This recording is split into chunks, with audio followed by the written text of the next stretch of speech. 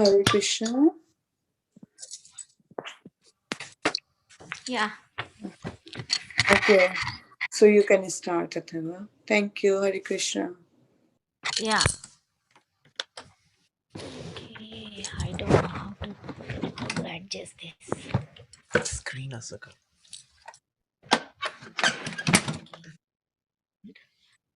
नाही ना, जगन्नाथजी पूर्ण नाही आले ना ते आणि हे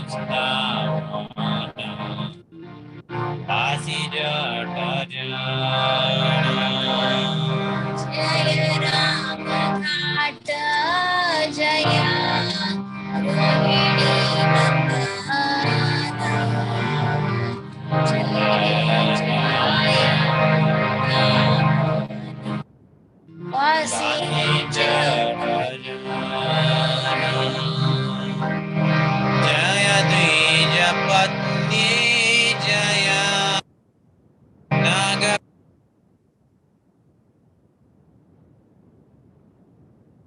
Deya Pailo Govinda Charan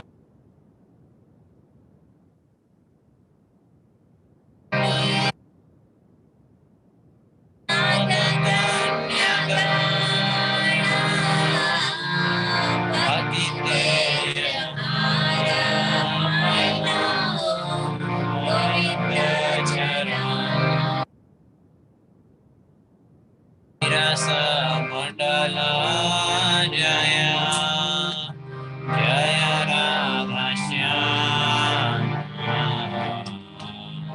Jaya Jaya Rasa Leela Sarva Manora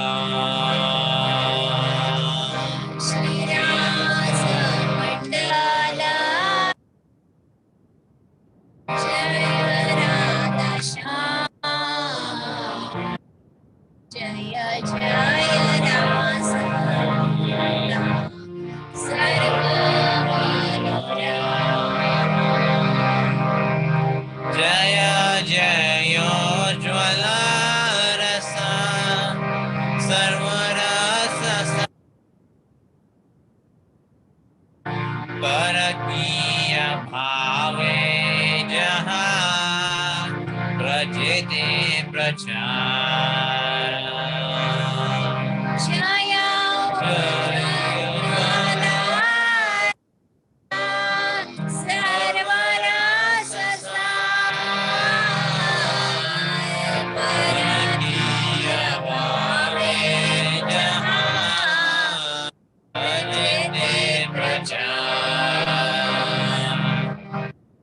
Jaya Pada Padma Koriya Smarana Nila Krishna Dasa Kohe Nama Sankirtan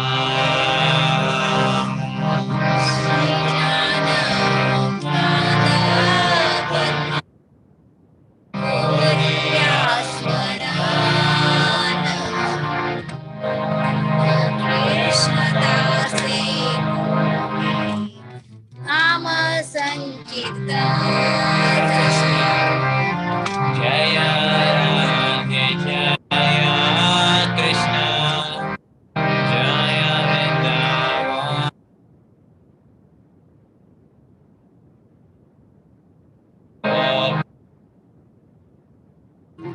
Madana Mohana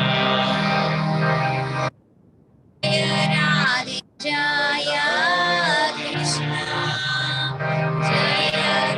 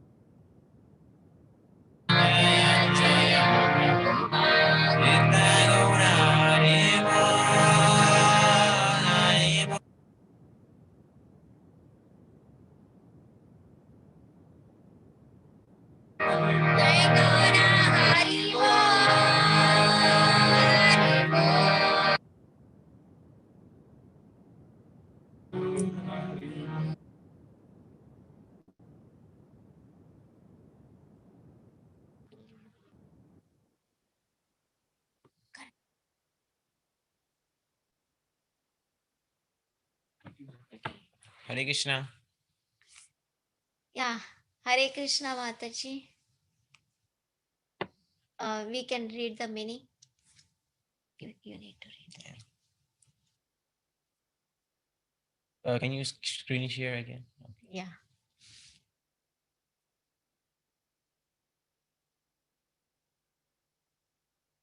ते हे बंद Close कर. that window. Window close करा इकडची. That one. Yeah. All glories to Radha and Krishna and the divine forest of Vrindavan. All glories to the three presiding deities of Vrindavan, Sri Govinda, Gopinath, and Madana Mohan. All glories to Shamakunda, Radhakunda, Govardhan Hill, and the Yamuna River, Kalindi. All glories to the great forest known as Mahavan, where Krishna and Balarama displayed all their childhood pastimes. All glories to Keshi Ghat, where Krishna killed the Keshi demon. All glories to the Vamshi tree, where Krishna attacked the all the gopis to come by playing his flute. Glories to all of the jewel forest of Vraja, 12 forest of Vraja. At these places, the son of Nanda, Shri Krishna, perform all of his pastimes. All glories to Krishna's divine father and mother Nanda and Yashoda. All glories to the cowherd boys, headed by Sri Dama, the older brother of Srimati Radharani and Ananga Manjari. All glories to the cows and calves of Raja. All glories to Radha's divine father and mother, Rashabhanu and beautiful Kirtidas. All glories to Puranmasi, the mother of Sandipani Muni, the grandmother of Madhu Mangala, Nandi Mukhi, and beloved disciples of Devarshi Narada. All glories to the young cowherd maidens of Raja. All glories to Gopishwara Shiva, who resides in Vrindavana in order to protect the holy dham. All glories to Krishna's funny Brahmana friend, Madhumanga. All glories to Ramaghat, where Lord Balaram performed his Rasa dance. All glories to Lord Balaram, the son of Rohini. All glories to all the residents of Vrindavan. All glories to the wives of the proud Vedic Brahmanas. All glories to the wives of the Kaliya serpent. Through pure devotion, they obtained the lotus feet of Lord Govinda. All glories to the place where the Rasa dance of Sri Krishna was performed. All glories to Radha and Shyama. All glories to the divine Rasa dance, which is the most beautiful of all of Lord Krishna's pastimes. All glories to the mellow of conjugal love, which is the most excellent of all rasas and is propagated in Vraja by Sri Krishna in the form of the divine Parakiya Bhava, paramour love. Remembering the lotus feet of Lord Nityananda's concert, Sri Janavadevi. This very fallen and lowly servant of Krishna sings the Sankirtana of the holy name. Thank you, Mataji. Hare Krishna. Is Maharaja has joined Mataji? Yeah. Hare Krishna Maharaj. Please accept our humble obeisances. All glories to Srila Prabhupada. Hare Krishna Maharaj. I hope my obeisances to all the devotees. Hare Krishna, Hari Ram Prabhu, Shama Gauri, Atarva. That was nice reading. Thank you. Yeah. And he was doing kirtan for some time. Yeah, I sang the bhajan Jai Radhe Jai Krishna. Which bhajan was that? Jai- Jai Radhe Jai Krishna Jai Vrindavan. Acha. All glories to Rasa dance, the most beautiful of Krishna's pastimes.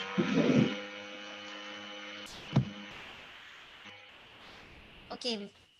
Okay. Maharaj, Thank you. So you can start now. today there was a request to speak about Srinivas Acharya. Is that correct? Yes, Maharaj. Okay, thank you. Om Nilachala Nivesaya Nityaya Paramatmane Balabhadra Subhadram Vya Jagannathaya Te Namaha. Jagannath Baladev Subhadra Maharani Ki Jai.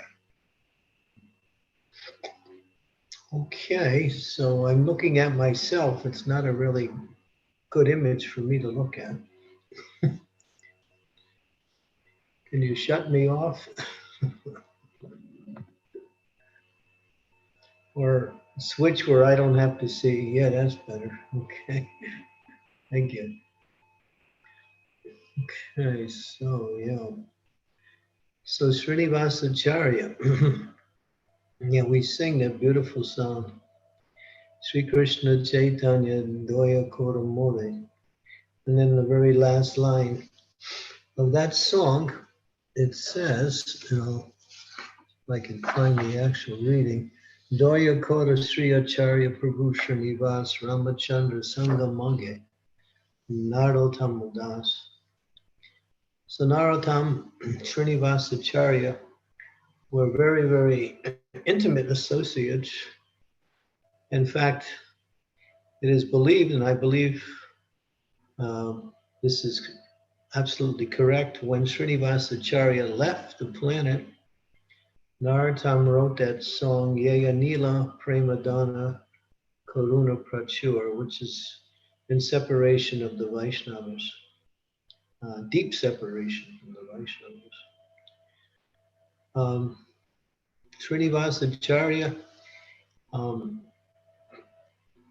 as far as I can remember, the pastime goes back to his father, Gangadhara Bhattacharya, who was born in a Brahmin family. And at one point he was living in Jajigram. Jajigram was a place where his maternal relatives were living, his wife's parents, and they had taken up residence there.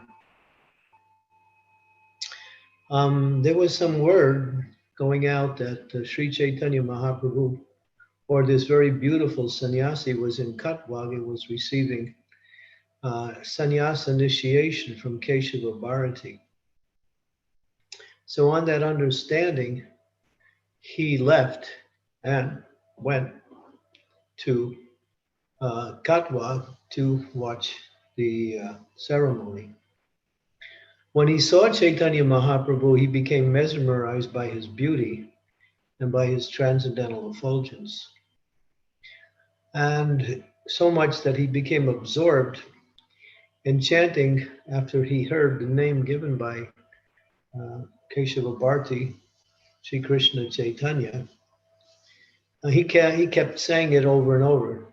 Chaitanya, Chaitanya, Sri Krishna Chaitanya, Chaitanya, Chaitanya. In fact, he became mad just chanting the names of Chaitanya. When he went home, that continued. And at one point, the people who knew him and others, they gave him the name Chaitanya Das. So now he was no longer as known as Ganga Das, Gangadhara, but Chaitanya Das. Him and his wife had agreed not to build a family. But then one night, they both went to sleep, and in a dream, Mahaprabhu appeared to both of them and said, please have a son. And that son will be a great devotee. So Chaitanya Mahaprabhu actually inspired the birth of Srinivas Acharya. So they both woke up and compared their dreams, and they had practically the exact same dream at that point. And soon after that, a beautiful child was born.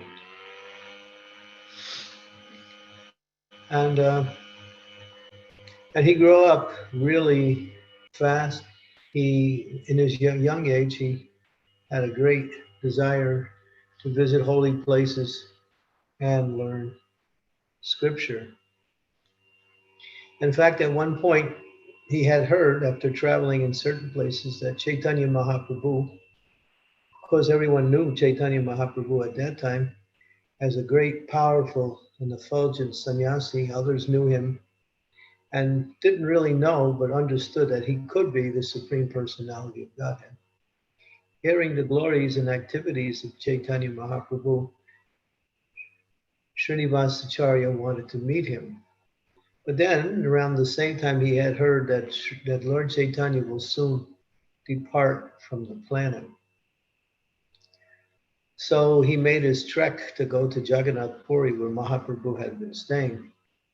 But on the way, he learned that Chaitanya Mahaprabhu had left the planet.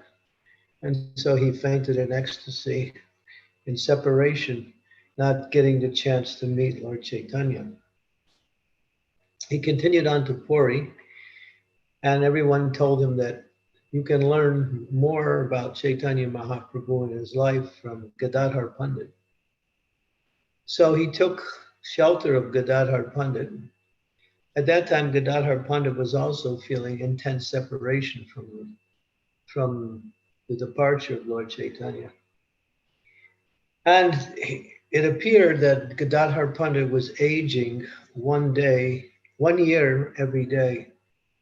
Although he was the same age as Lord Chaitanya had disappeared at the age of 48 years old. And Gadadhar was only about 1 or 2 months younger than Lord Chaitanya. His body started to become very old in separation from Lord Chaitanya. Srinivas Acharya had a strong desire to learn Srimad Bhagavatam, and he thought there's no better person to teach than Gadadhar Pandit, because Gadadhar Pandit used to every day read Srimad Bhagavatam. Many times he would read to Lord Chaitanya. And his reading was so beautifully expressed in such a sweet and devotional voice that Chaitanya Mahaprabhu would be absorbed in listening. And two of his favorite pastimes were the pastimes of Prahlad Maharaj and the pastimes of Dhruva Maharaj, the two 5-year-old boys who are great devotees. So when he would narrate the Bhagavatam, Chaitanya Mahaprabhu would listen to the pastimes over and over again and continue to encourage him to read the same pastimes over. So much so that Vrindavan Das Thakur describes that these pastimes that he narrated, he repeated the same one sometimes up to 100 times in one day, just and Lord Chaitanya would be absorbed listening. So Srinivas Acharya wanted to learn Srimad Bhagavatam. So he began teaching him. But Gadadhar Pandit was in the ecstasy of separation. So his emotional state was not very, able to hide. And many times he would express tears of ecstasy in separation from Lord Chaitanya. But when he was teaching Srinivas,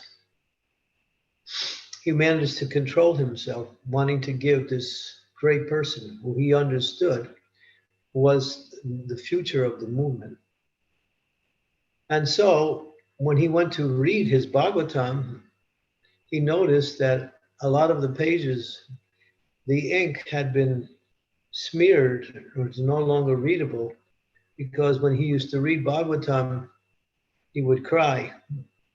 And therefore he couldn't even teach, because the Bhagavatam was practically illegible. So in that illegibility, he said to Srinivas, you go back to the scribes in Navadvip and recopy my Bhagavatam and bring it back to me. And when you do, I will teach you. So he gave him the Bhagavatam, he went on his way. But it took some time, and as he was returning, just before he returned, the word was out that Gadadhar Pandit had also left the planet. So now he was even more unhappy to hear this great person, Gadadhar Pandit, had now disappeared. So his separation became stronger. Others told him, now you should go to Vrindavan and meet Sanatan Rupa Goswami. So he decided to make his trip to Vrindavan. First, he went back to Jajigram and asked his mother for permission. His mother was a great devotee, and she could understand his enthusiasm to learn and to associate with great souls. So she gave permission and he left. And on his way, when he stopped in one householder's house on the way to Vrindavan, the word came that Rupa and Sanatana Goswami had just disappeared. Again, he fainted in unhappiness. After reviving himself, he continued on his way back to Vrindavan. And on his way to Vrindavan, he finally came, and of course, during that time he appeared. There was a ceremony and separation and glorification of Rupa and Sanatana Goswami. He fainted again, and this time when he woke up, Jiva Goswami was there. And Jiva Goswami understood that this is a great soul. So he took shelter of Jiva Goswami, and Jiva Goswami agreed to teach him the science of bhakti, especially Srimad Bhagavatam. And so he took tutelage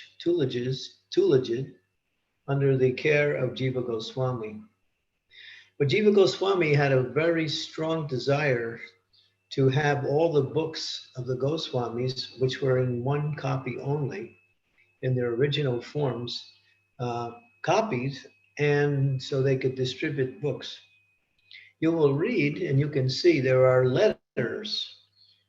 These are old letters that you can read. They're in the back of one book by Nityananda Das, of the letters that Jiva Goswami used to write to Srinivas Acharya and to others, Govinda and a few others, when they were distributing books.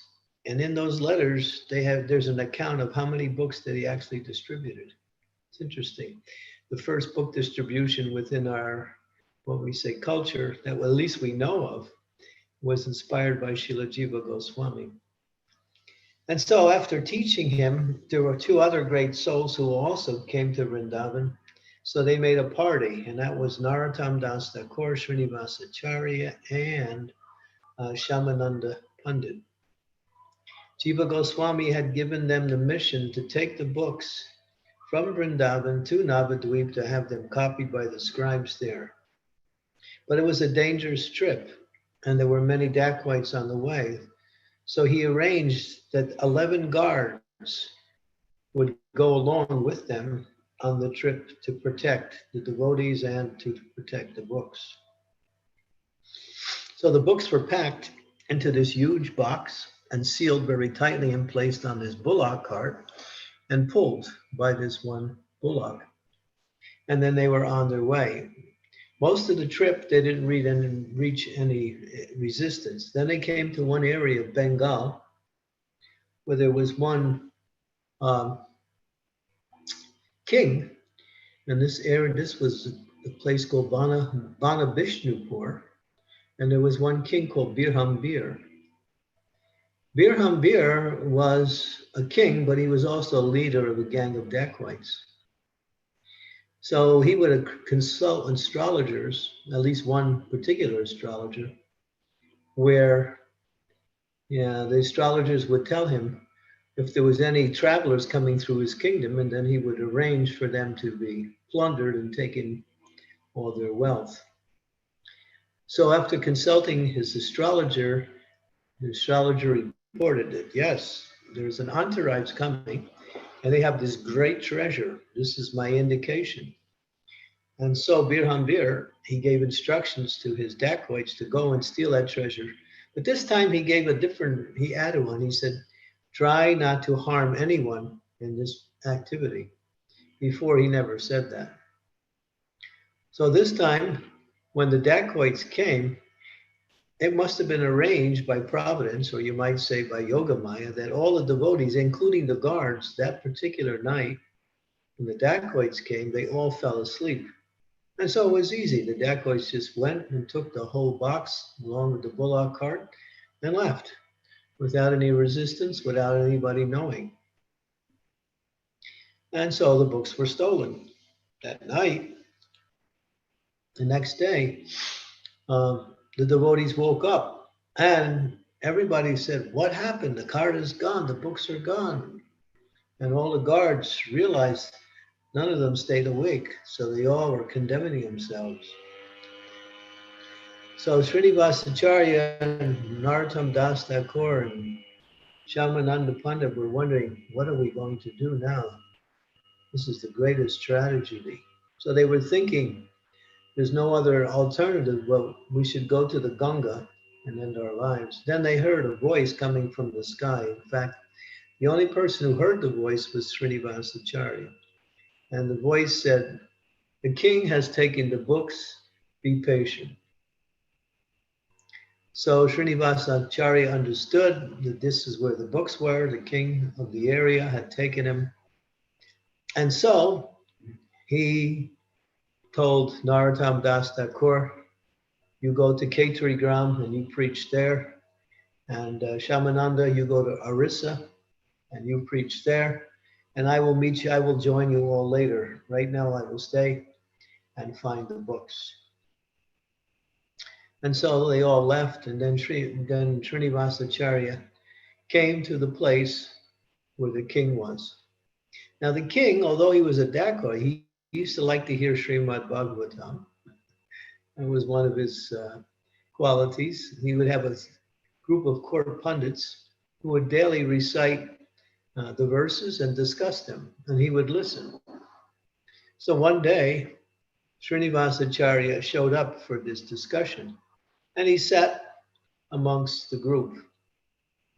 When the pundits were speaking the interpretations and the verses, Srinivas was noticeably, visibly disturbed.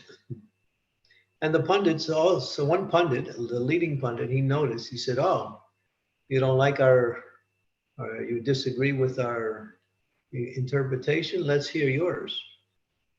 And so he got up and started to speak, and everyone listened, especially the king. And with such erudition and great depth of understanding, he explained the verses in the Bhagavatam. The king was so pleased that he said, you should stay here and become my leading court pundit. And so he was given that position. After some time, being there for a while, the king asked him, is there anything I can do for you? He said, yes, actually, I lost something. The king said, what was that? He said, well, I had a big box of books and it was stolen. And now I'm concerned where the books are. The king said, well, actually, I have the books.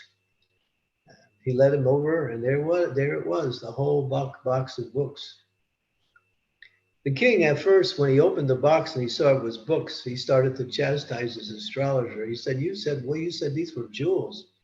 He said, my readings in the astrological chart kept coming up the same. I read many times and it said there is a great treasure. Of course, we understand from a spiritual perspective that these books were the greatest of all treasures. There was Chaitanya Charitamrita by Krishnadas Kaviraj. There was Ujjwala Nilamani by Srila Rupa Goswami, many of the works of the Goswamis. And it was interesting to note that when the books were packed, the Chaitanya Charitamrita was placed on the bottom and the rest of the books on top. But when Srinivas saw the books, he noticed Chaitanya Charitamrita was sitting on the top. So it is also mentioned by the great souls who understand this particular pastime that this is the cream of all Vedic literature. When you let milk sit, naturally the cream rises to the top. And so the topmost of all Vedic scriptures is the glorification of the life of Sri Chaitanya Mahaprabhu along with his precepts given by Krishna Das Kaviraj Goswami, which Srila Prabhupada so expertly presented to us by giving his Bhaktivedanta purports, which is a treasure house of nectar opening up this this life of Chaitanya Mahaprabhu and the teachings. So then Srinivas Acharya became very close to the king, and the king actually took initiation for him. And this king had a lot of influence in his kingdom. And so, being somewhat of a, he was kind of a heavy guy, you might use the word heavy. And so he made it mandatory that everybody in his kingdom become Vaishnavas. we need a few leaders like that nowadays. You didn't have a choice. Either you become Vaishnavas or you get punished by the king. So everyone became Vaishnavas. And of course, many of them willingly did it. And that kingdom was for many decades, centuries, maybe even centuries. We don't even know. There was simply everyone there was Vaishnavas. So Srinivas Acharya developed a relationship with the king, and the king became his disciple. So much so that Srinivas would go out preaching and visit different places and come back, and the king was like overwhelmed with separation every time Srinivas left. And when he would come back, he was in ecstasy of happiness. The king developed such love for Srinivas that when Srinivas would leave, he couldn't bear his separation. So this is a little bit about the life of Srinivas Acharya. He had two wives. The second wife was inspired by the great son of Lord Nityananda, Birachandra Bhadra, or Birbhadra Chandra, who was an incarnation of Shirodakshai Vishnu, who appeared in this world. So he had two wives. There was a dream where Srinivas Acharya was told in the dream that this is girl who's from a Brahminical family. Her father is looking for a wife for him. I can give you more information on that. It was Gopal Chakravarti, was a daughter of Gopal Chakravarti from Jajigram. And so he accepted. It was also from the same place like that, where he was from.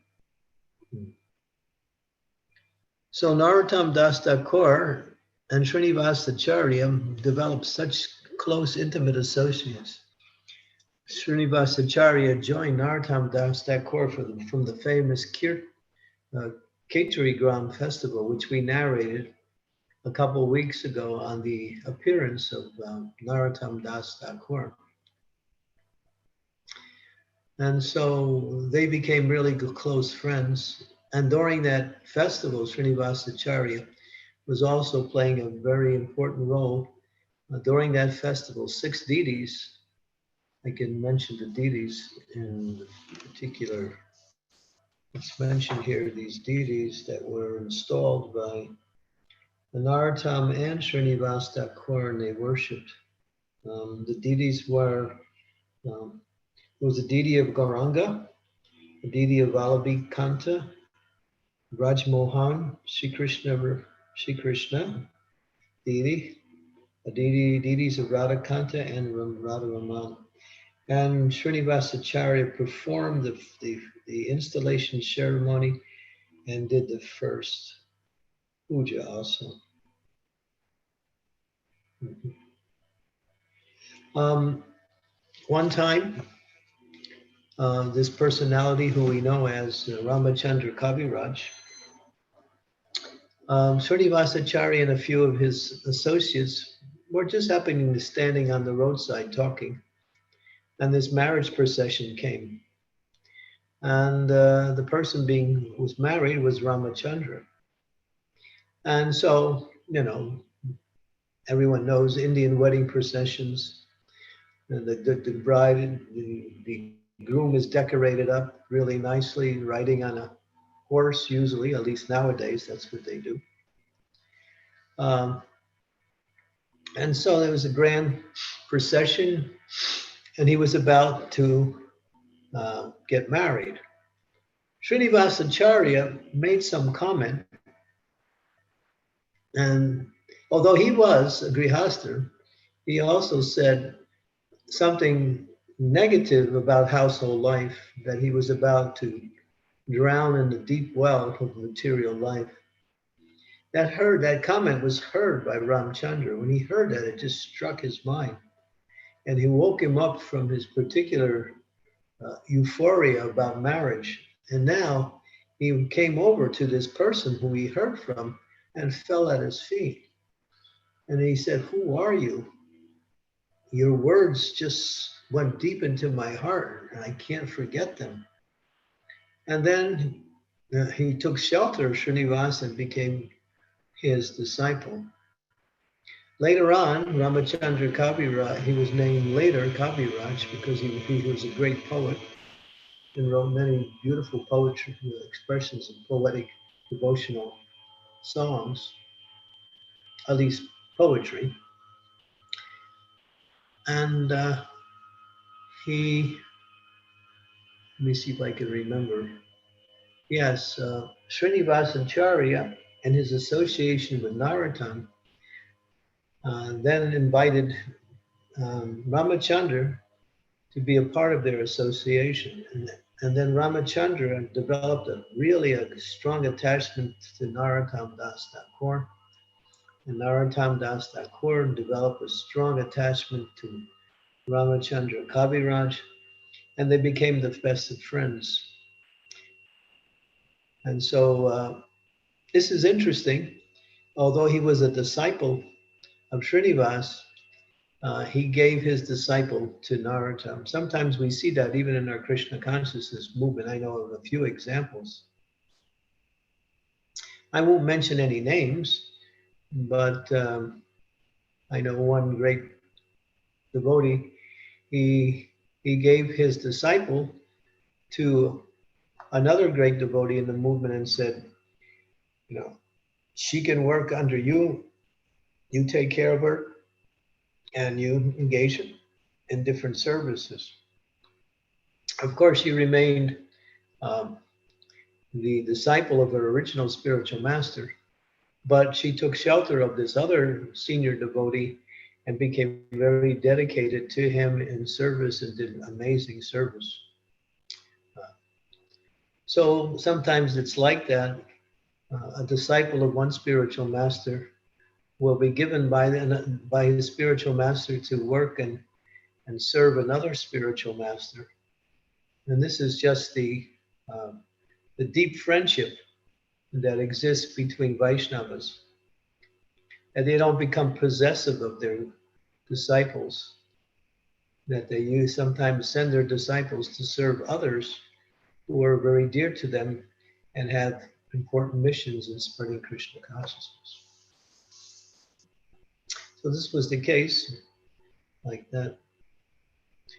So today is the disappearance day of Srinivas Acharya.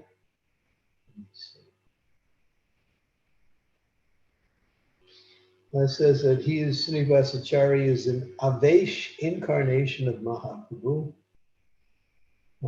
Avesh means that he is empowered by Mahaprabhu to speak the glories of pure devotional service. Anyone who sees or associates with Srinivas Acharya, it's like associating with Sri Chaitanya Mahaprabhu directly. Chaitanya Mahaprabhu spread his movement in three ways. One, through his personal associates, association. Two, by this Avesh. Avesh is that he empowered certain personalities to become his pure representatives. And those who heard from them, associated with them, or even, who served them, actually were getting the special direct association of Chaitanya Mahaprabhu, non-different.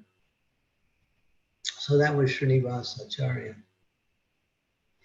He wrote one beautiful song, which we sing occasionally, the six Sad Goswami Astakam, the beautiful, beautiful, beautiful prayers and glorification of the six Goswamis of Sri Vrindavan Dham. When we hear Srila Prabhupada sing this bhajan, there's one story. I'll tell the story.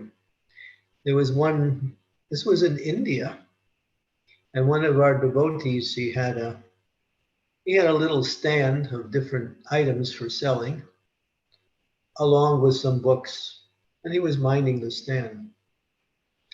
And then he was playing this bhajan on his recorder of Srila Prabhupada singing the six Goswami Astakam. One famous singer came and he heard Srila Prabhupada singing. And then he stood there with his eyes closed and he was just moving his head from side to side, just absorbed. Now the devotee who was running the stand thought that this person was just getting close so he could steal something from the stand. So he was becoming suspicious. And his suspicion was starting to become a little overt. So he was going to tell this person to go away. But there was another devotee there who knew who that person was. He said, no, don't do it. He's actually a great singer. He's a popular Bollywood singer. And so when the song was over, he opened his eyes. He said, I have never heard anything so beautiful. This is coming directly from the spiritual world. When Prabhupada was singing the Sad Goswami Astakam. And I think we can all have a similar experience when we hear Srila Prabhupada sing that song with such depth of devotion, such attachment of happiness to express his glorification to the six Goswami. So that was a beautiful, beautiful song penned by Srinivas Acharya, which is one of, I'll just throw this in, it's one of my favorite bhajans. Practically is my favorite bhajan. Okay, so these are some of the few of the unlimited glories of Srinivas Acharya, who is a Avesh incarnation of Mahaprabhu. In other words, Mahaprabhu actually orchestrated his appearance in the world by inspiring his parents to have a child. And the Lord wanted this person to appear so he could spread the glories of Chaitanya Mahaprabhu after Chaitanya Mahaprabhu had left the planet.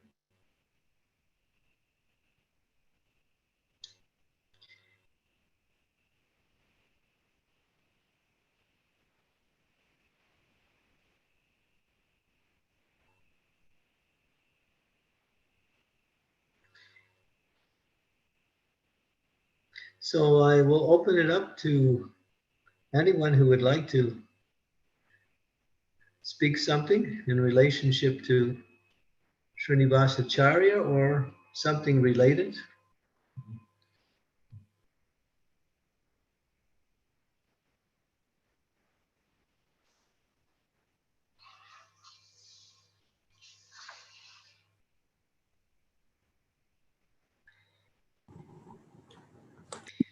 My humble obeisances, Guru Maharaj. All glories to Srila Prabhupada, all glories to Your Holiness. Thank you for a wonderful lecture on Srinivas Acharya. May I know who is Srinivas Acharya in Krishna Leela? It doesn't seem he appeared in Krishna Lila. It was Chaitanya Mahaprabhu who inspired his appearance in this particular Lila. Nowhere in any of the writings that I know of has him been mentioned. Because there's the Gora Gonadesh Pika, and Gora Gonadesh Pika is the Who's Who book, where you can find who appeared in Gaur Lila, who they were in Krishna Lila. But there's nothing mentioned in my account here.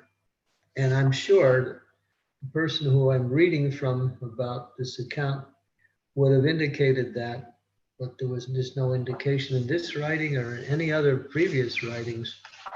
There's a beautiful book called Three Beyond Duality, which is a combination of the lives of Srinivas Acharya, Narottam Das Thakur, and Shyamananda Goswami.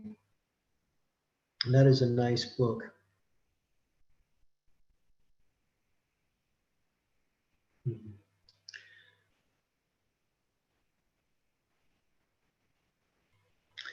So I don't have any. If you can find Gora Gonadesh Pika, you can search through there and see if there's an indication. But from my knowledge, it appears that we know him only through Gaur Lila.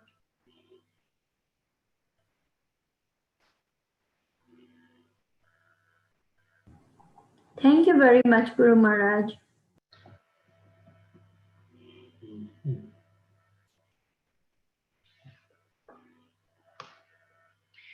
He was born in 1530, and Lord Chaitanya left in 1534. So he wasn't. And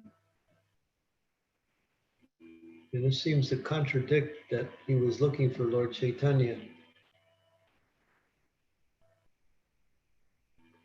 But it mentions that, yeah.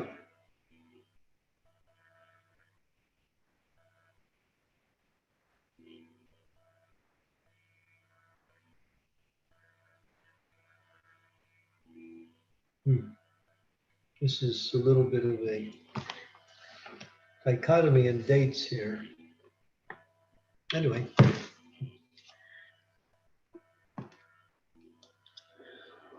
Any other comments or questions on Srinivas Acharya? Hare Krishna Maharaj, thank you for the wonderful class. Hare. Maharaj, I just had one question. So you had mentioned that he grew up very quickly. I mean, is that why he was able to go search for Gadadhar Pandit while he's just 4 or 5 years old? Well, it seems to be a little bit of a dichotomy in his birth, because we do hear that he heard about Chaitanya Mahaprabhu's. This says here he was born in 1530, and we know Lord Chaitanya left in 1534. So there might be some mistake that he was actually there as an older person and during the early part of his life when Lord Chaitanya was there. So his birth date may also be incorrect, at least according to what the readings I have here. So it seems to be a little bit of a dichotomy here. Yeah, because there are many stories that he went and to associate with Gadadhar Pandit and learn from him. But how was that possible? It says that he was actually a young man when he went to see Gadadhar Pandit. So I think What I have here for his birthday is wrong. 1530 seems to be wrong. Wikipedia is definitely not a great source, but over there it says that it is 1517. 1517? Yeah, May 1517. That's better. Yeah, I think, yeah, it makes sense with all the different pastimes as they played themselves out. That means he would be at least, 17, 20. He would be a young man anyway, at least. Yes, Maharaj. Thank you so much, Maharaj, for a wonderful class, Maharaj.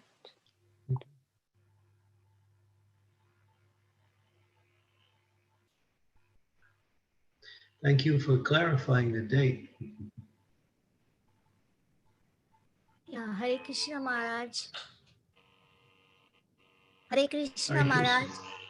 Uh, what are the books he has written? Srinivas Acharya? Yeah. It doesn't mention any books that he wrote. Okay. He wrote that song that we know of. It says that he was the incarnation to spread, or he was the Avesh manifestation of Lord Chaitanya, to spread the glories of Lord Chaitanya by his personal appearance. In other words, anyone who met him would become devotees just by meeting him. He was like Lord Chaitanya in person. And it mentions that Lord Chaitanya mentioned to some devotees ahead of time that this person who will appear will distribute the books. So his mission was to distribute the books of the Goswamis, such as Jiva Goswami and Rupa Goswami and many of the other writers of Vaishnava literature at the time.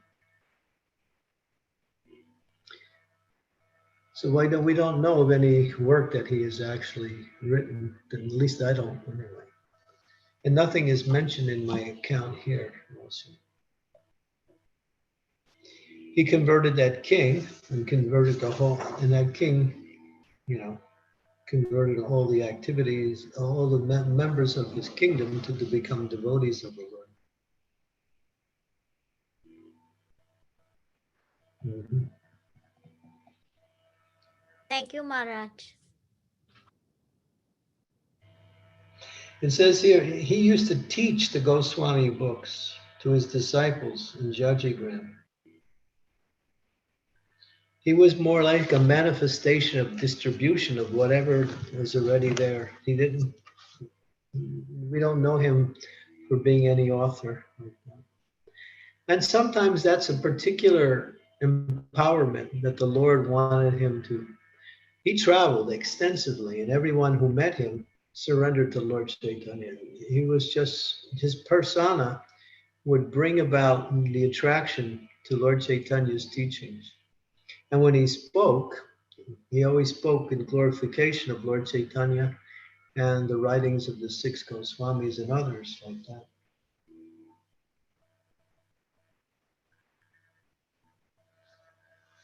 I think he took initiation from Gopal Bhatta Goswami. I think that's mentioned also.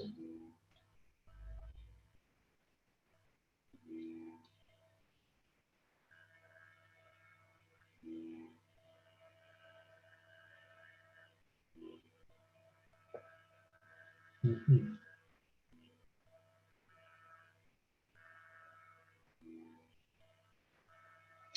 Yeah.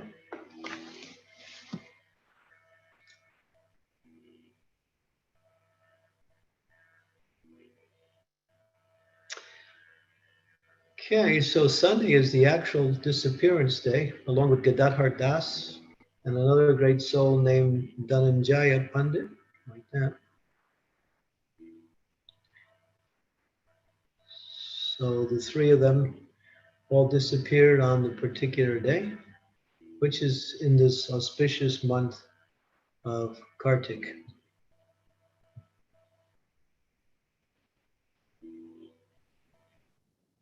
Yeah. Yes. That's Gopashtami, Maharaj. It's also Gopastami, right? Yeah. Gopastami, and there's another date that's not mentioned. It's called Gostastami. Gopastami and Gostastami. One thing we know about that day, that's the day when Krishna uh, started herding cows. Before then, he was herding calves. So that was a celebration day where Krishna graduated to taking care of calves to taking care of cows. So that's very sweet little uh, point on the life of Shri Krishna. He became old enough to take care of cows on that day.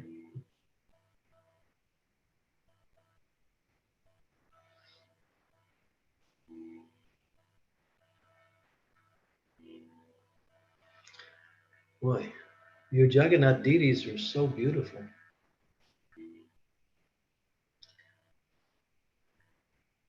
I hope everyone is getting this darshan. Yeah.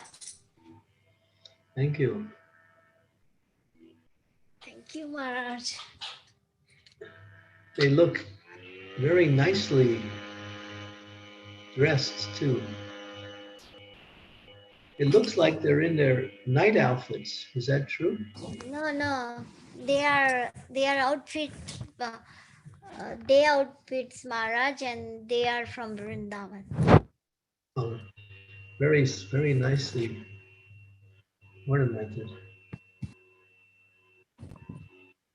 This year we are missing the Ratha Yatras because of the pandemic, so they didn't really go out. Otherwise, every year they go out 3 to 4 times on a Ratha Yatra cart. So Mm-hmm. So now we have to come and see them. Yes, Maharaj. So Thanksgiving parade is the largest parade in Charlotte and fourth largest in US.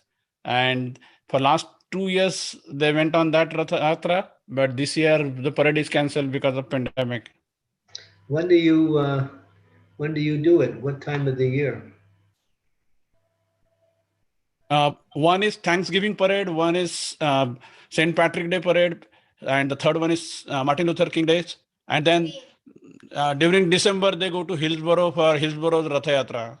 Acha, Yeah, good. it's a parade, Maharaj. Yeah, we go in the parade, Maharaj. It's not separate Rath Yatra, but we don't have to take permission or something. And everybody is ready with their cameras. All the Americans, they come and they take picture of Lord Jagannath. So it's so nice. Mhm. Yeah, Jagannath is the most merciful manifestation because he leaves his comfortable dwelling to give his association to the Malachas. He's the deity for the Malachas.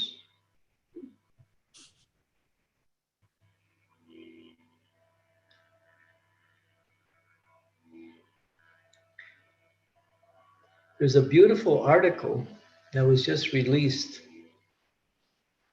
describing the background, the heritage of Chaitanya Mahaprabhu's family members before he appeared. And in that article, which is a very unique article, it's never been written before, it describes that the family was very much connected with the worship of Jagannath. And mostly it was in the area of Orissa.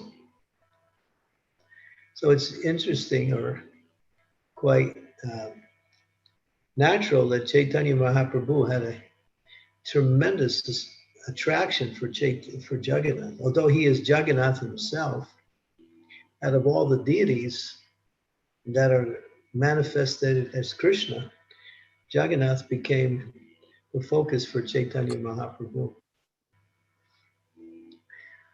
And so this article, you can find it for those of you who receive the Kitab, the Krishna Kitab Bindu by Madhavananda. It's a few issues ago where there is two, part 1 and part 2, describing the heritage, culture, and history of the family of Lord Chaitanya.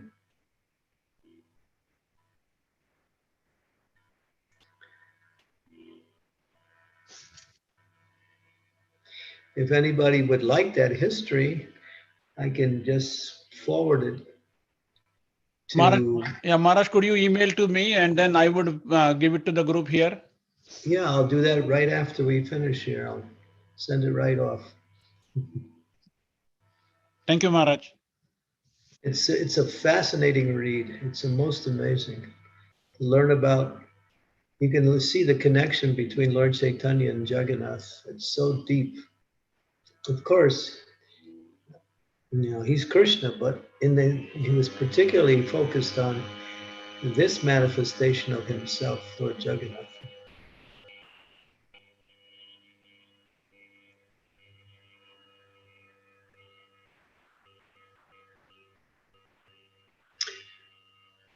Okay.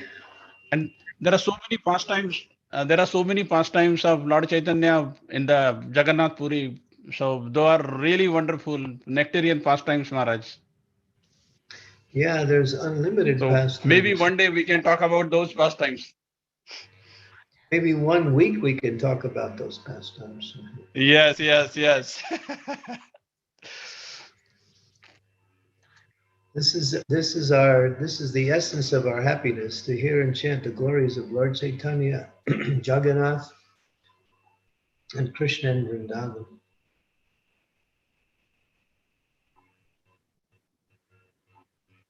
Guru Maharaj, may I just ask a very quick question before we end up? You're on. During the lecture, you mentioned that Lord Chaitanya spread the movement in 3 ways. One was his associates, second was the Avesh. That means like Srinivas Acharya, who are especially empowered. You didn't mention the third one, but I'm just assuming it is Lord Chaitanya himself. Is that correct?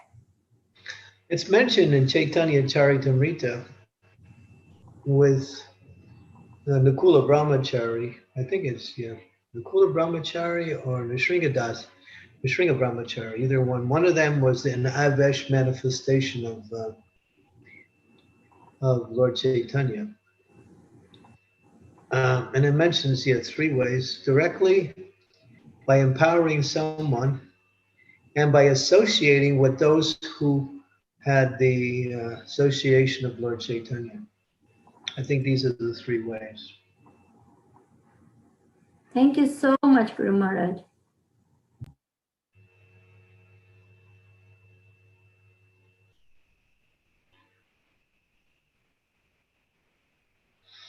Okay. So maybe we can end here. We're at the 1 hour mark.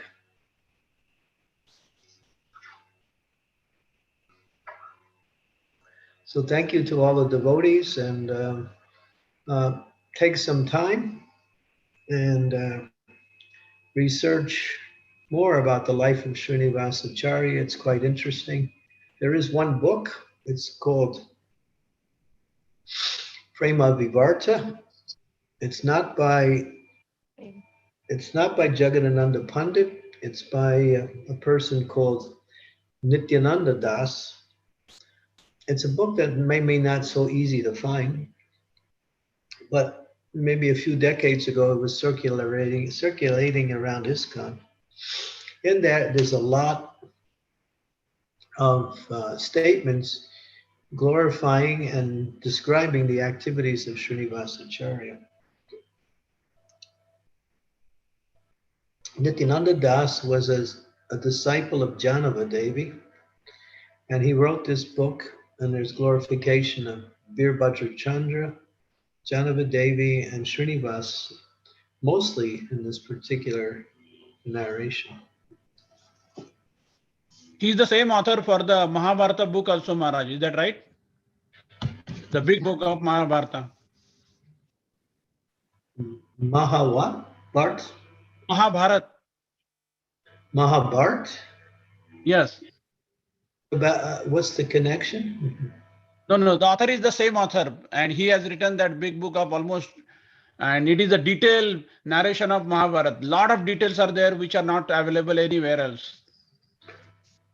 Who wrote that? I believe it is the same author, Nityananda Das. That book I don't know. I'm not familiar with that.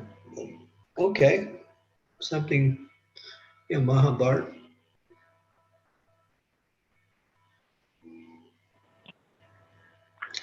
Okay. Hare Krishna Maharaj. Can I just, that book, Prema Vivarta, are there two books by the same name? Because I'm thinking of what the, okay. Both of them have the same name. Two different authors and two different books. Okay. Also, I didn't hear the question so well, but it sounded like the question was about the three different ways that, is it that Lord Chaitanya appears to his devotees? Yeah, you can find it in the Anchalila. I'm not sure exactly where, but it's in Anchalila. It describes those three ways. Direct, this is called Avesh. Avesh means empowered by Lord Chaitanya. So anyone who meets that person is actually meeting Lord Chaitanya through this empowered personality. One is Avesh. To meet Lord Chaitanya through another personality. I'm also remembering that I think one of the ways is that he can appear to his devotee, but nobody else around can see that he's there. Yeah, you got it. That's the third reason. Yeah. Yeah, Lord Chaitanya appears like that. Yes, to Raghunath Das, isn't it? Or Raghunath Das, or whenever he shows up to take the prasad that was it cooked by Raghunanda or somebody like that. Raghava Pandit. And his wife, his sister, Damayanti. Raghava Pandit and Damayanti, brother and sister, used to cook for Lord Chaitanya. And then I think a third way was that he would just like. He would appear wherever Lord Nityananda was dancing. He would appear when Sachi Mata was cooking. Okay. Yeah. It's four ways. Okay. I can remember those three. Okay. Okay, thank you very much. And thank you, Maharaj. Now I'll send off this narration to Abhiram Saka Prabhu, and anybody who wants it, he can distribute it, about the history of the life of Lord Chaitanya's ancestry. It's quite nice. I think as I was reading it, I was thinking, now this is so interesting too. And there's a lot of things in that article you won't find anywhere. This was done by great research by Madhavananda Prabhu, who presented this article.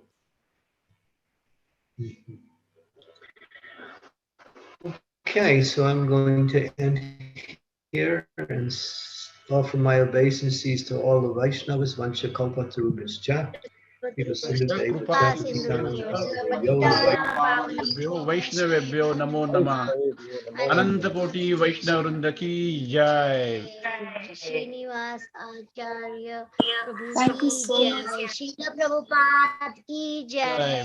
Holy Ness Candramauli SwamiMaharaj ki jai. Thank you, Maharaj, for the very, very wonderful class. Hare Krishna Maharaj, Tanvat Pranam. Deva, all glories to Lord Jagannath. Hare Krishna Guru Maharaj. Thank you, Maharaj. Thank you, Thank Guru you. Maharaj. Hare Maharaj. Krishna. Thank you, Guru Maharaj. Hare Thank Thank you. you, Maharaj. Bhagavan Now, Krishna. Thank you very much. all Parikrama. Thank you, Oh, Guru Maharaj. Hare Krishna.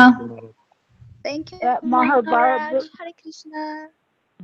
Thank you so much, Guru Maharaj. Hare Krishna. Such a nectarian lecture just fills the heart with happiness. Thank you so much. Thank you very much, Guru Maharaj. Hare Krishna. Nice. Beautiful, beautiful Nice. class. Thank you very much. Thank you, Gurudev. Hare Krishna. Yeah, thank you, Maharaj. So we will continue our Vrindavan Parikrama now. Jai Jai. So Mataji, you can take over now. You can share the presentation. Yeah, so nice.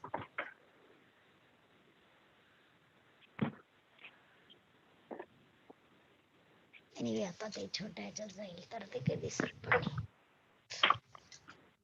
अरे उठून ये इथून. ते wire काढ फक्त.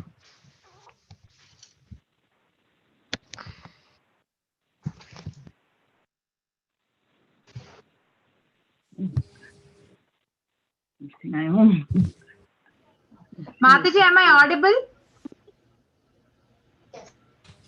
Yes, Mataji. you are. Yes, yes. Thank you, Mataji. Yeah, thank you all for joining us for today's parikrama. We will start yesterday. We were doing Nandagaon and we couldn't finish Vrindakund. So we will start from there and we will go to the next day. So let's begin our prayers. Let's pray to Srimati Radharani, Sri Krishna, Sri Chaitanya Mahaprabhu, Sri Nityananda Prabhu, Srila Prabhupada, and all the Guru Vargas that and all the devotees that we will be able to finish our parikrama. Especially today, we have to pray to Tulsi Maharani because we are seeing her kunda. So we'll begin.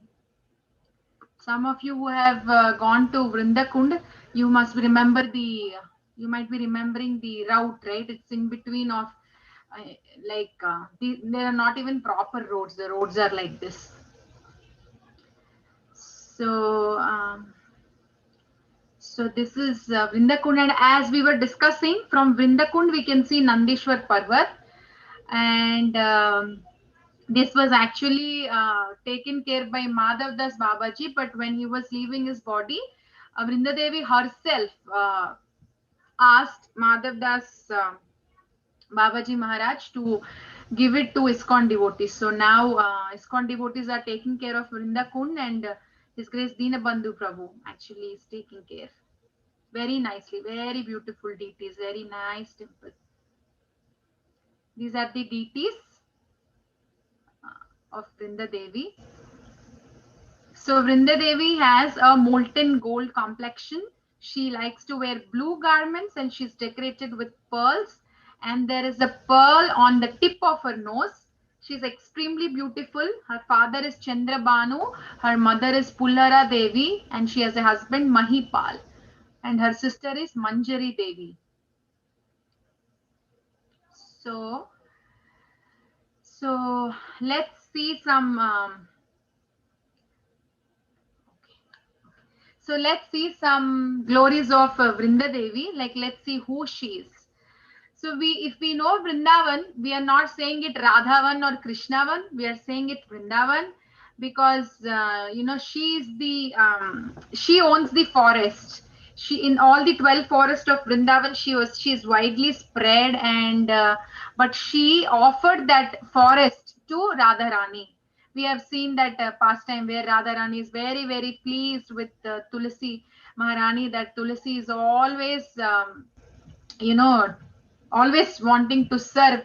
And we have seen that pastime where Radharani performs the marriage of Tulsi Maharani and Sri Krishna.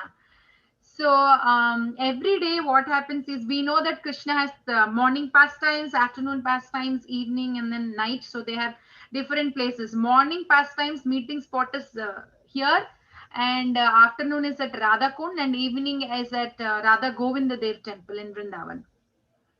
So every day Purnamasi comes with her granddaughter Nandimukhi every early morning, and she plans about the pastimes. So that's why this is also called as Braj Leela Commission happens here, because now they discuss today Vrinda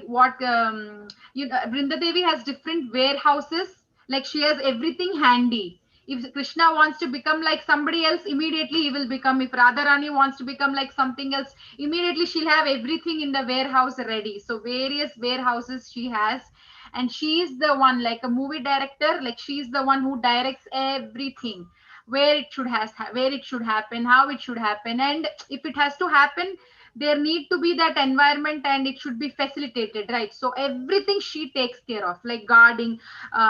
If somebody has to come, they will come. If somebody has to not come, then she will guard, and she takes care of everything. And if you see the picture here also in the deities, like she has a lotus, and on top of it she has a parrot. She has a parrot. So Vrinda Devi, if we go to Vrindakund, you will see like there are lots of parrots, so many parrots on the trees. That is the place where we see lots and lots of parrots, because her main parrot is called yellow parrot. It's called Daksha. The parrot's name is Daksha, and Daksha has so many parrot disciples. So what will they do?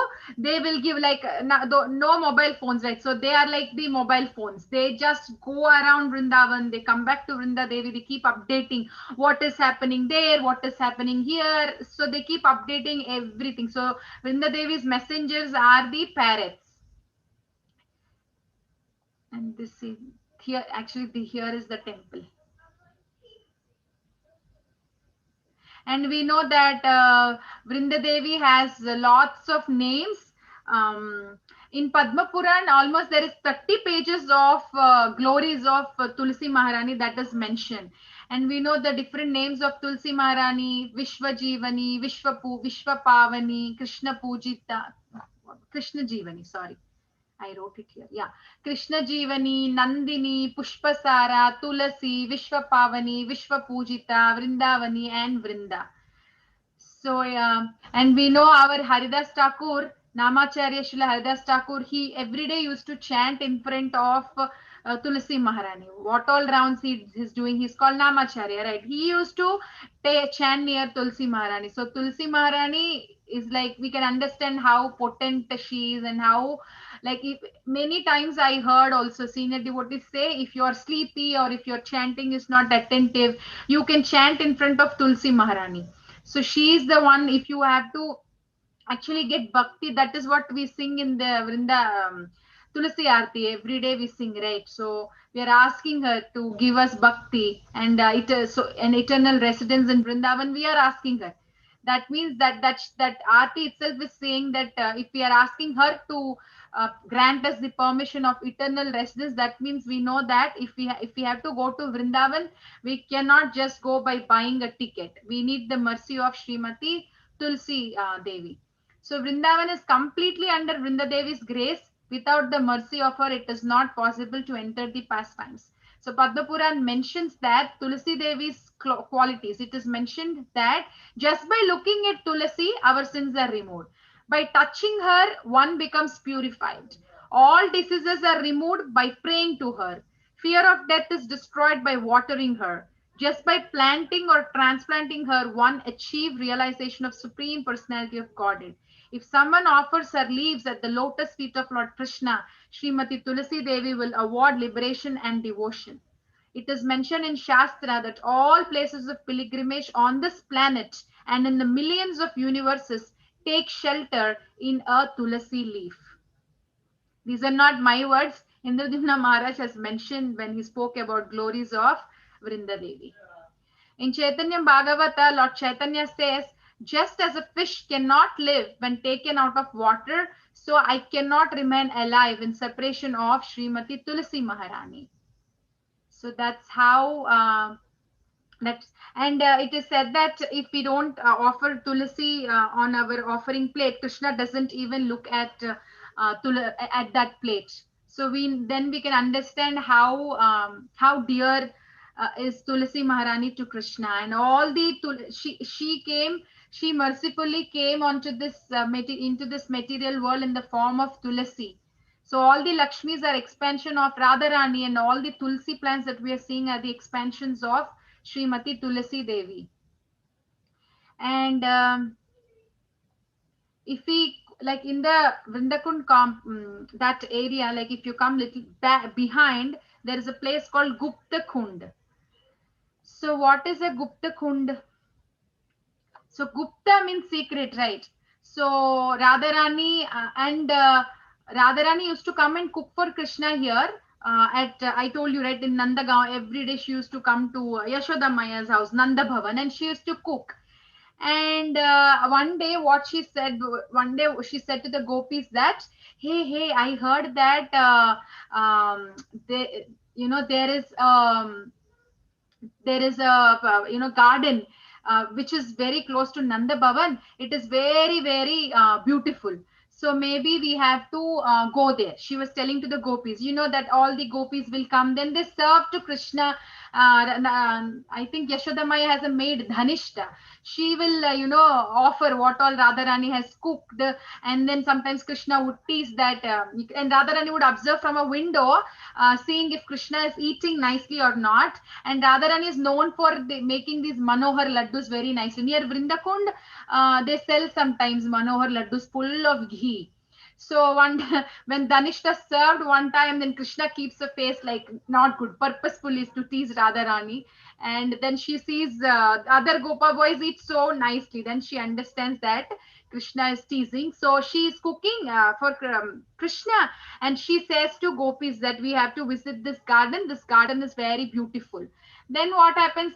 Then she visits this Gupta Kund, the Vrinda Kund, and then all the gopis were there. Then Krishna, there is a nearby Goshala of Nanda Maharaj. So what will Krishna do? Krishna will go to that Goshala. Then Radharani looks at Krishna and she will be asking like, hey Lalita, what is that monsoon? When she sees Krishna, she thinks like this. She says that, what is that monsoon cloud with, a golden lightning, and what is that rainbow? And one rainbow is upside down and I see birds are flying. What is that? What is that? She will ask. Then Lalita Saki will say, oh Radhe, what is that? That monsoon cloud is the broad chest of Krishna. We know Krishna is in that monsoon cloud color, right?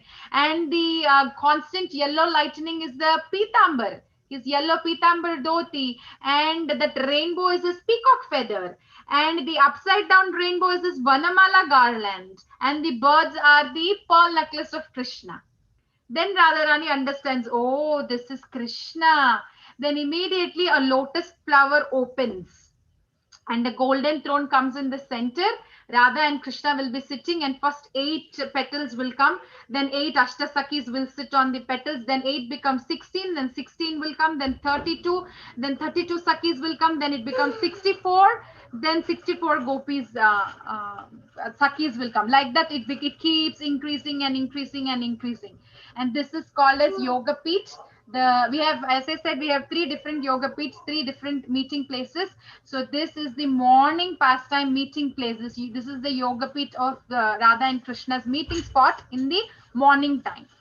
So this is Gupta Kund. So we will take the blessings of Gupta Kund, because to talk about Gupta Kund, I am not at all qualified, but I am just telling you all what I heard. So that is Gupta Kund. And next week there is actually, if you remember Little Krishna videos, they showed that Krishna grows pearls, right? So this is the Moti Kund, where he grew the moti, the pearls. So that village is there also nearby Nandagaon. And they say that these trees give some roundish fruits like the pearls only. Krishna grew pearls, right? So like that, the Brajvasis say that they look like that pearl. So this is the Moti Kund. And Nandagaon is over, Mataji. Should we go to the next day, Mataji? Yes, we are supposed to go. We are falling behind. Yes. So next is actually there's no map because in the book they were doing Srila Prabhupada's disappearance day celebrations, but on the way Maharaj mentioned that we are going to Kadiravan. So we will here also there is some nice beautiful pastimes. So Kadiravan is our day 18 parikrama. And what happens is before we go to Kadiravan from Nandagram, when we are going, there is a village called Anjanaka. It's on the southwest of Nandagram and 5 kilometers northeast of Varsana. It's on the Varsana and Chata road. I wrote a spelling mistake. There's one more H here. So this Anjana is actually one time on Krishna, Radharani was about to apply her kajal and then she hears Krishna playing the flute. So she will leave everything and she will run to him. Then Krishna will make her sit on a flower asan and then he looks at Radharani's eyes and then there is no kajal. Then she says like she came running to meet him. So Krishna himself will apply the kajal to him, kajal to Radharani. That's why it is called as Anjanaka because he applies Anjana to Radharani. So that village we will cross and then we will go to Kadiravan. So Kadiravan we know after the 12th forest, this is the 7th forest and this is east side of Nandagaon and 10 kilometers northeast of Varsana. Adi Varaha Purana says anyone who visits this forest will ascend to Lord's abode. So there is a village by name Bakathara. We know that Bakasura demon, right? So Krishna, at this time, he's taking care of calves, and then he comes to this place for fetching water to the cows keep moving, right? So he brings the cows to this village, and they were drinking water. The boys also drank water. That is when Bakasura demon came, and we know how Bakasura swallows Krishna, and the cowherd boys almost fainted, and but Krishna's radiation was like so much burning and so much heat that Bakasura spits him out, and then Krishna opens his beak, and then Bakasura is killed. So the lesson that we have to learn from Bakasura is duplicity. Bakasura represents duplicity. We know that every demon represents, we can take lessons from every demon. So Prabhupada many times says devotee means simplicity. And what is simplicity? Which means no duplicity. Simplicity means you will not have any duplicity. So we should pray here that we should also become a devotees without any duplicity. When we enter this village, we can make that prayer. And that is about Khadiravan. And here we have some pastimes. So we will see Loknath Goswami's Bhajan Kutir also in Khadiravan. So Srila Loknath Goswami is a son of Padmanabha and Srimati Sita Devi, and we know is born in Bangladesh. So what happens was when he was a child itself, he was not at all like he was a different aloof of this material attachments and family attachments. So he will actually go to take the shelter of Gaurahari, and then he spends time with Lord Chaitanya Mahaprabhu for almost 24 years. Then what happens? Chaitanya Mahaprabhu says that very soon I'm going to take sannyas, so I will be visiting Vrindavan, so better you go to Vrindavan. As soon as he hears that, Loknath Goswami faints. And then Loknath Goswami, but still he takes the instruction of Chaitanya Mahaprabhu and he will start going to Vrindavan. But in separation of Chaitanya Mahaprabhu, on the way he will be visiting various pilgrimage places. Then what happens? Chaitanya Mahaprabhu took sannyas, and a news came to him saying that Chaitanya Mahaprabhu went to South India. And then immediately Loknath Goswami will go to South India. There he will be not able to meet Chaitanya Mahaprabhu. By that time Mahaprabhu had left. Then he will come after Loknath Goswami went to South India, he comes to know that Mahaprabhu went to Puri again. So again he will go to Puri to meet Mahaprabhu, and Mahaprabhu was not there. Then he will get a news saying that Mahaprabhu went to Vrindavan. So Loknath Goswami again goes to Vrindavan, fast wants to meet Chaitanya Mahaprabhu. But Chaitanya Mahaprabhu was not there. He gets the news saying that Chaitanya Mahaprabhu went to Prayag. Then literally he was like almost fainting, and he was feeling so upset. But he thought tomorrow morning I have to go to Prayag. But then Chaitanya Mahaprabhu comes in his dream and he will say that, please, I want you to stay in Vrindavan. Don't even, come to see me. Very soon, Rupa, Sanatana, they all will come. I want you to excavate the places and I want you to spread the mission forward. So then Chaitanya and then Loknath Goswami will stay back, and he actually stayed in Kadiravan for a up until Rupa, Sanatana Goswami, they came. He was the first one actually to go to Vrindavan, who was sent by Chaitanya Mahaprabhu. He goes along with his close friend called Bhugarbha Goswami. About Bhugarbha Goswami, it's not much mentioned, but his deities are there in Radha Damodar temple. So then he goes there, and they were at Khadiravan. And one day, what happens is, this is Kishori Kund. This is a dear place of daughter of Rishabhanu, Radharani, and Loknath Goswami used to do bhajan here. And then he has a deity called Radha Vinod. And during the rainy season, he doesn't have any house. He used to sit under a tree and then just do his bhajan. And when there was a rainy season, he would worship Radha Vinod, keeping in the trees, that hollow is for a tree, right? So he would keep Radha Vinod there. So now let's see how Radha Vinod deities had come. So when he was staying at Kadiravan, there is a village called Umrao. Then Loknath Goswami visited there, and he was sitting at the Kishori Kund, and then he had a desire to worship Radha and Krishna. As soon as he got that desire, there was one a Brahman boy, a Brahmana. He just comes and he will place the you know a bag in his hand. Then when and immediately the boy left. The boy was not there. Then when he looked at the thing, he had the deity of Radha Vinod. Then he was not like Loknath Goswami was not understanding, like, who is this, who came, who gave. He didn't understand. Then the deity only spoke, saying that I am Radha Vinod and I am waiting in this forest for you since a very long time. You have a desire to worship me, so now you worship me. I'm very hungry, can you please feed me? Then he was so ecstatic, like ecstasy of tears will come, and he feels so ecstatic, and he will just go get some roots, some grains, and he will cook a nice feast to Radha Vinod. And he would make fans, because he's a Goswami. He doesn't have any opulent paraphernalia, but with so much love, he would make with feathers he would make fan, and with leaves he would make fan. He would massage the feet of Radha Vinod, and he would take very nice care, and he himself stitched a bag, and he would keep Radha Vinod in that bag, and wherever he goes, he would keep the bag hanging like a necklace. He would carry Radha Vinod in his neck. So he was taking care of Radha Vinod so nicely. And after that, when Rupa Goswami and Sanatan Goswami comes, they will ask Loknath Goswami to come to Vrindavan. Then he left Kadiravan and he moved to Vrindavan.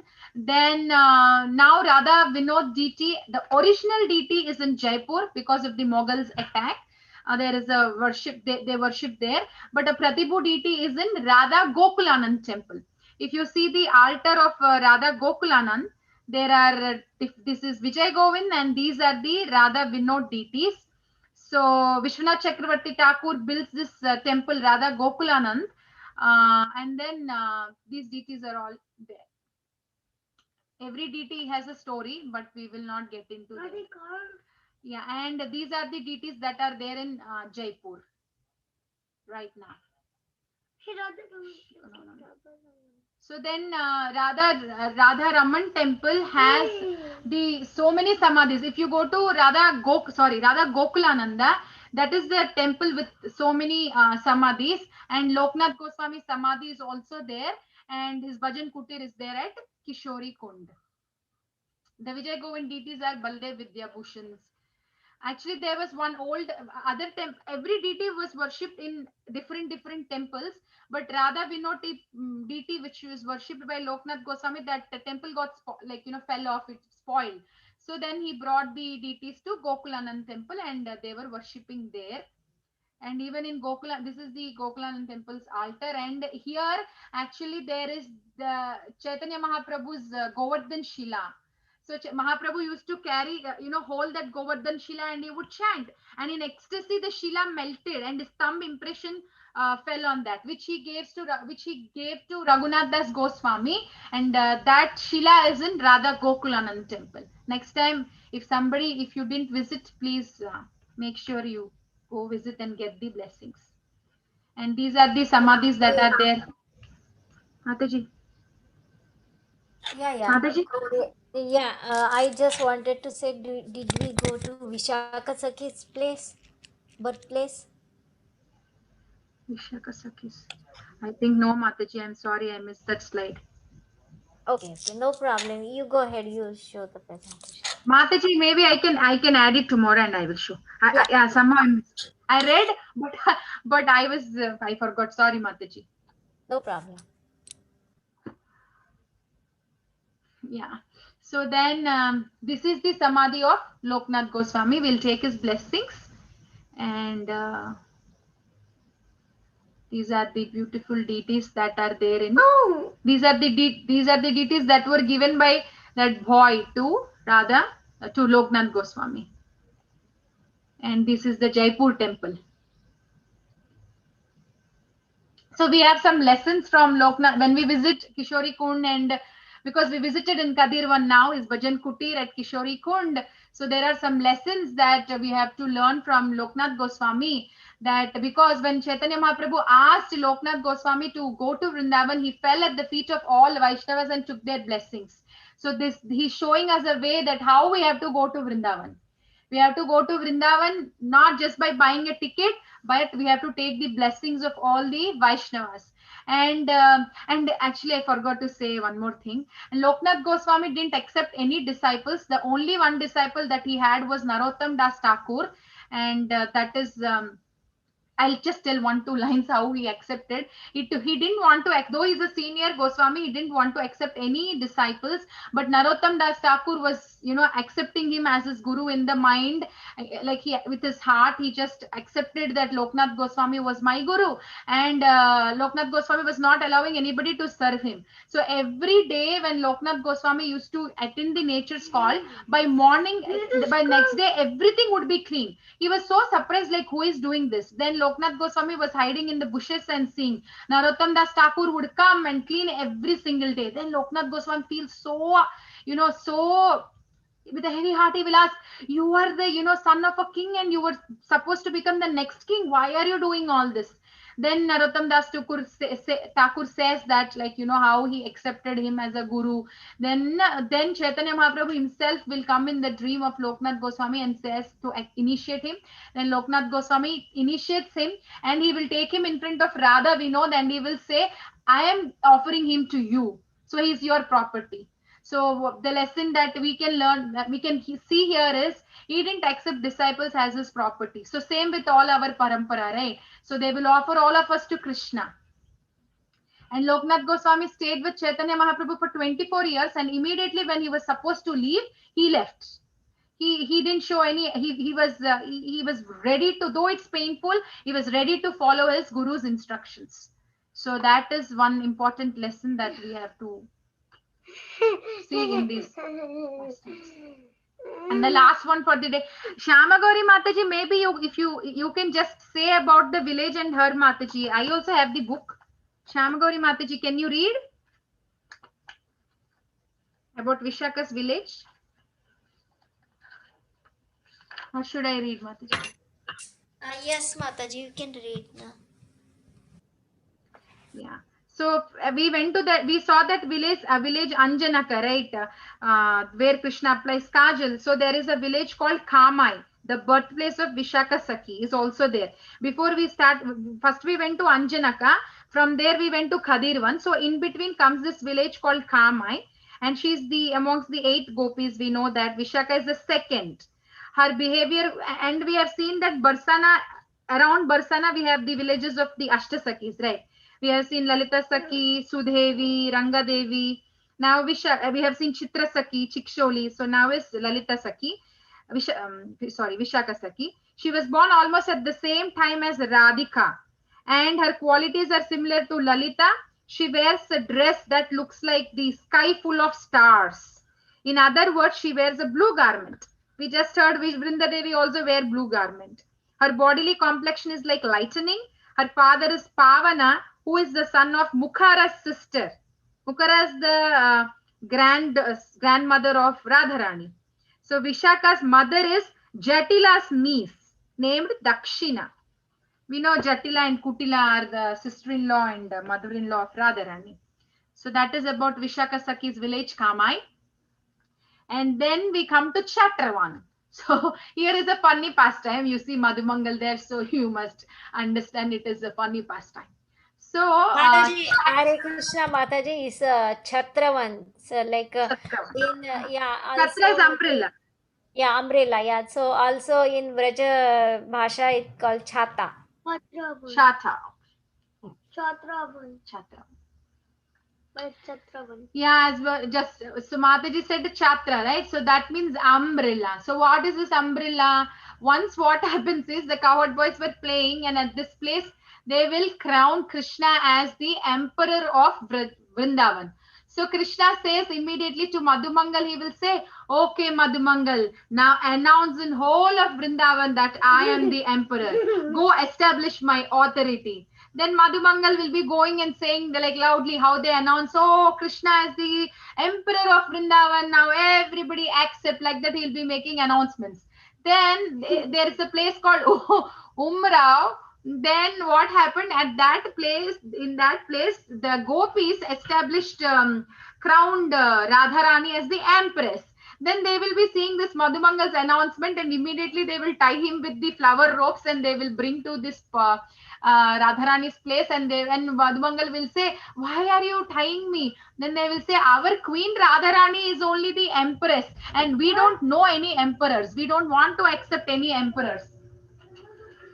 We don't want to accept any emperors. So they will say, now you go and bring the emperor here right now, and let him bow at the feet of Radharani, and let your emperor accept the authority of our dear Radharani. Then Madhumangal will say, okay, please give me some laddus, and you know how Madhumangal asks. Madhumangal, then they will say, no, go bring your emperor. Then Madhumangal will go and he will say to Krishna that Krishna sees like Bhattu. He will call Madhumangal, Bhattu, what happened? Who tied you like this? Then Madhumangal explains everything, and Krishna immediately says that okay, come, let's go. Then Krishna will be going. Then Radharani sees Krishna from a far distance, and then she will feel very happy and ecstatic. And Krishna, as they said, they bow down to Radharani. He bows down to Radharani, and immediately the Sakhis will come, and Sakhis will take him and keep him. They'll make him sit beside Radharani on the same throne, and they will say that Radharani is the empress and Krishna is the emperor of the Vrindavan. So that pastime took place at this place, Chatravan or Chata. So that is Mataji, after that what happens? The Madhumangal is tied up in his like two hands with the flower garland, and Krishna says, "Oh, how you guys are you tied the Brahmana? It's such a big offense." And then Krishna said, then they said, oh, really? And what to do now? They say, make laddus and feed him. So they feed him. Krishna Kund pastime, Mataji. We saw on a Krishna Kund. They tie him to a tree. That is at Krishna Kund. We saw it day before yesterday. Oh, yeah. Sorry, Mataji, I'm mixing up. No, that's fine, Mataji. So, yeah, that was at Krishna Kund. Madhumangal's throne was there at Krishna